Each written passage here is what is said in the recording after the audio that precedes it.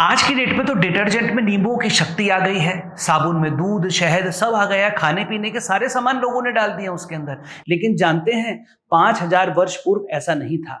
जी हाँ, आज मैं आपको सुनाने वाला हूं साबुन की हिस्ट्री और उससे रिलेटेड रिएक्शन। हुआ कुछ यूं कि 5000 वर्ष पूर्व अगर हम बात करें मेसोपोटामिया शहर के बारे में। मेसोपोटामिया एक जगह है, वहां पर एक शहर है बेबीलोन। अब आप सोचेंगे सर ये किस शहर की बात कर रहे हैं, तो आप ये समझ लीजिए कि आज की डेट में जो ईरान इराक है उसके आसपास का क्षेत्र।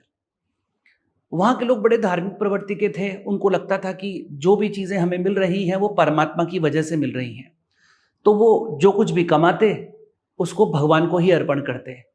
तो 15-20 दिन में वो लोग पार्टी किया करते थे, मतलब एक गोष्ठी टाइप की करते थे। लोग बैठते उसमें बातचीत करते, ढोल नगाड़े गाने वगैरह ये सब बजाते और मीट पकाते, पशुओं का मांस पकाते।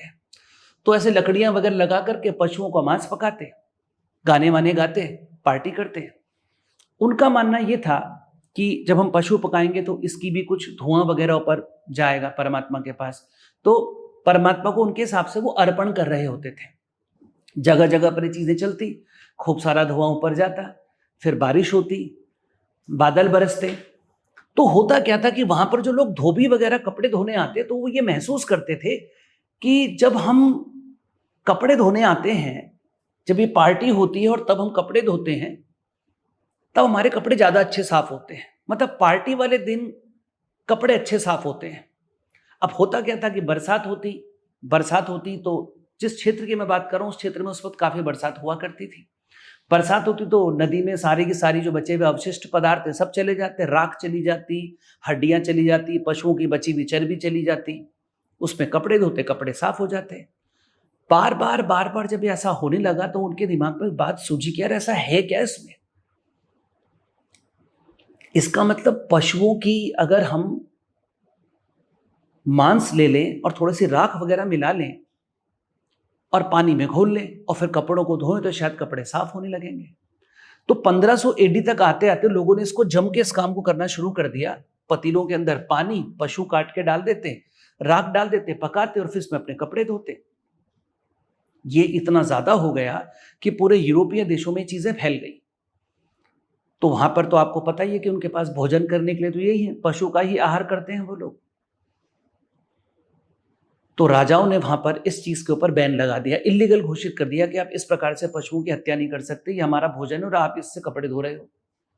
बल्कि जो कुछ एक लॉन्ड्रीज थी, उस वक्त तो लॉन्ड्रीज बोलना ठीक ना होगा, लेकिन चलिए आज के हिसाब से बोले तो जो उस वक्त कुछ लॉन्ड्रीज थी जो ये काम करते थे धोबी लोग, उनके ऊपर हैवी टैक्स लगा दिए।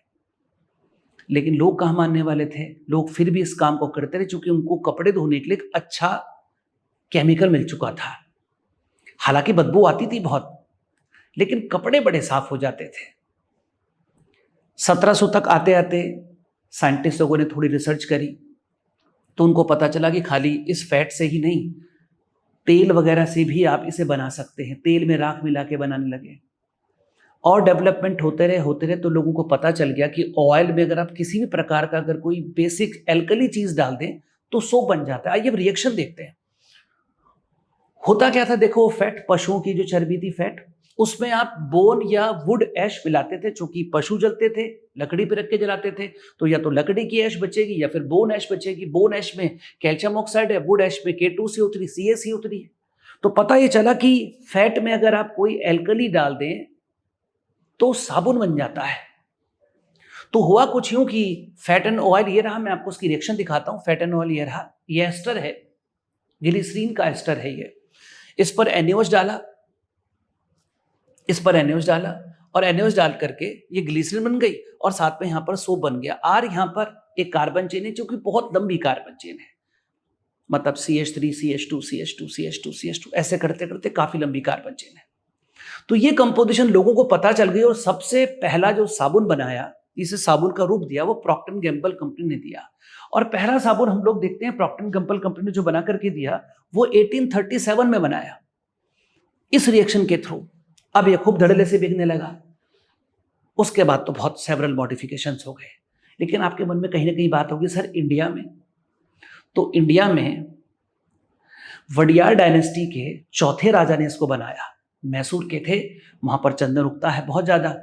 चंदन की लकड़ियों से निकाला तेल। अब आप सोचिए, शुद्ध चंदन की लकड़ियों से अगर तेल निकला हो तो क्या खुशबू होती है उसके अंदर। उसमें मिलाया उन्होंने एल्कली NaOH और बनाया साबुन। मैसूर सैंडल सोप के नाम से वो तब भी बिकता था, आज भी बिकता है, और वो अपनी पहचान अभी तक खोया नहीं। ये साबुन था, पैकिंग इसमें थोड़ा सा चेंज आया है, लेकिन ये सोप तब से लेकर के आज तक हमारे देश में 1916 में सबसे पहले साबुन बना था, तब से लेकर आज तक, तब भी सबके दिलों पर राज करता था और आज भी। और सिर्फ इंडिया ही नहीं, बाहर विदेशों में भी इसकी बहुत डिमांड थी। तो कैसा लगा आपको ये सेशन? कमेंट बॉक्स में कमेंट करके हमें ज़रूर बताएं। नमस्कार।